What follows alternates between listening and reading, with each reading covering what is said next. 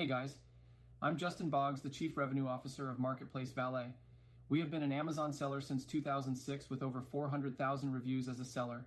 I'm here to help you learn about Amazon, solve problems, and answer common questions. Today's video is about how to handle fake or manipulated reviews in Seller Central. Let's get started. We're going to discuss how to handle fake or manipulated reviews on Amazon. Fake or manipulated reviews can negatively impact your business, but there are steps you can take to address them. First, identify fake reviews. Look for reviews that are overly positive or negative without substantial details, multiple reviews from the same user in a short time, or reviews that don't match the product description.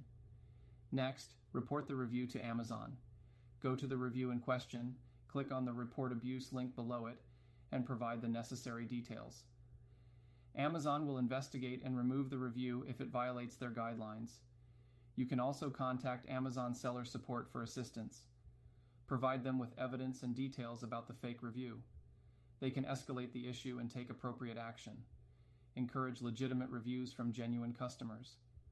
Focus on providing excellent customer service and quality products to naturally attract positive feedback.